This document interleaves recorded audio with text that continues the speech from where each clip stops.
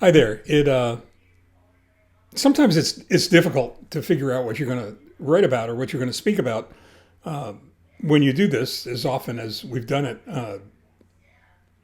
and sometimes you're inspired, and and maybe inspiration's not the right word. We did a post the other day about the two Corvettes, the one I built and the one I bought, and that inspired one of my sisters-in-law to ask questions about that. Um, and a viewer turned around at one point and having read the same post and watched the video, was asking was asking about other stories that I might be interested in sharing. So Susan, this one is for you. Although I don't know how much trouble it's going to cause here at home if Leslie ever reads or watches it. Probably quite a bit, actually.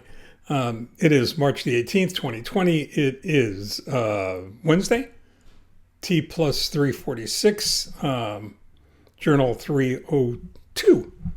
And you might want to title this Mr. Toad's Wild Ride.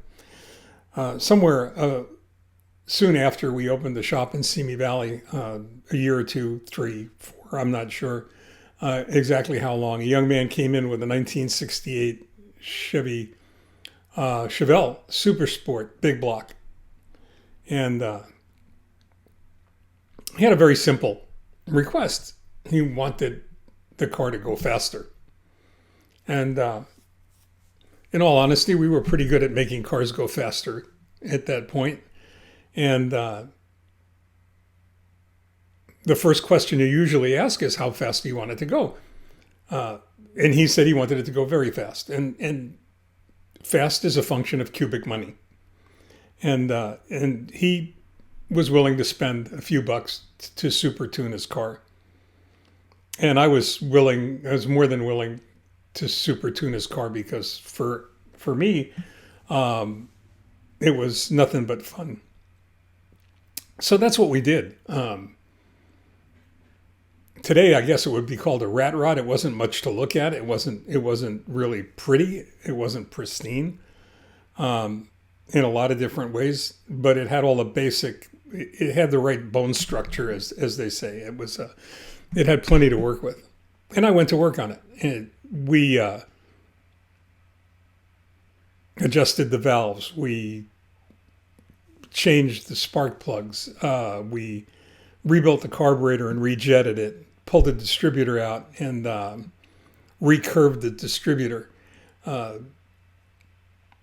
We did just about everything that you could do to make the Chevelle go faster without actually taking it apart and modifying the engine.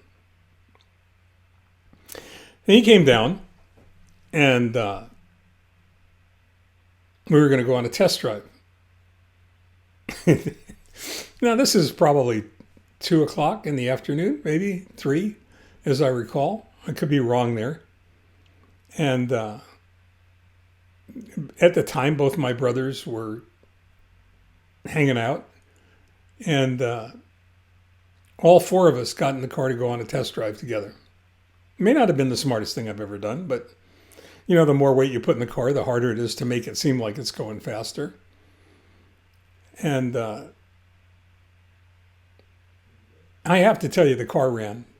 It ran well. It ran really well. Now, I hadn't taken it out and pushed it. I hadn't taken it out on a real road test to see what it would actually do. But those of you that work on cars know that when it's right.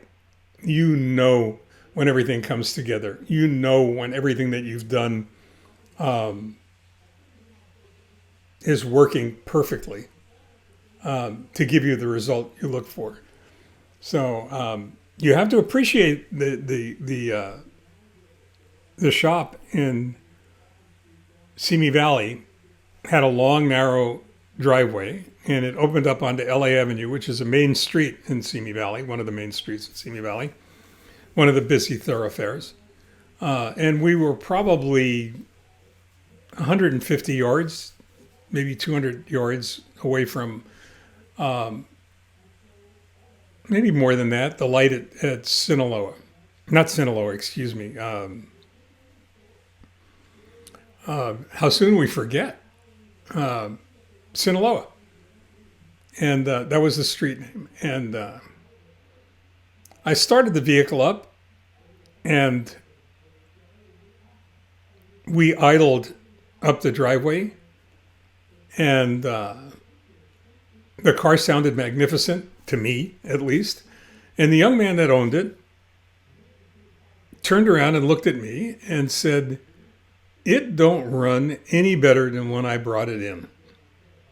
That was his exact quote. "It don't run any better than when I brought it in." That would be like telling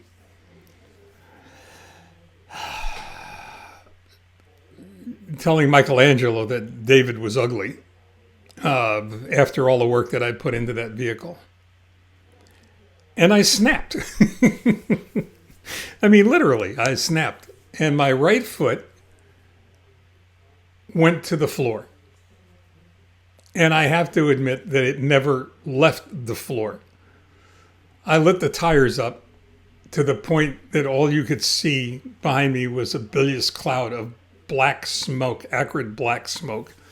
I slid out of the driveway, almost lost the S end of the car coming out of the driveway, regained control, went down LA Avenue, slid through the light, making a left turn when we heard the sirens and I saw the lights behind me.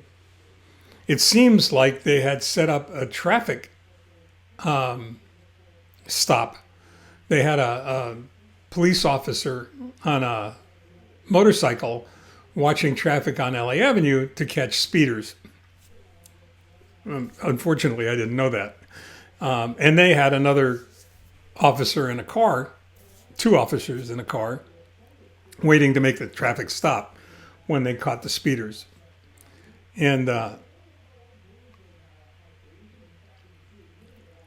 as I was pulling over, I was already thinking about my story. And my story was going to be that the motor mounts on that vehicle snapped and the accelerator locked and it went full throttle as a result, which was actually a known problem on those vehicles. Now, I probably shouldn't tell you this, but the car performed so well and it was so scary fast that the young man that owned it actually wet himself, which is not something you want to share, but it's what happened. Because I literally scared him that much, but the way I was driving, I suppose. Didn't do much for the police either, by the way. When I stopped the vehicle, I put both my hands out the window so the police officer could see him and opened the door from the outside and got out of the car. It may seem like I have some experience with this, but got out of the car and said, "Officer, I can explain." And the response was very simple, and it said, "Shut up, asshole, you're going to jail." And actually, it was, "Shut up and get on the sidewalk, asshole, you're going to jail." At which point, the motorcycle officer pulled up, and with God's help, I had just tuned up his Porsche 2 days earlier, and it ran magnificently. And he convinced the officer that stopped me to put his gun down. Did I mention that he stopped me at gunpoint? He had his gun drawn and his hand shaking, which is not the kind of thing you want to see. He was a relatively new officer, and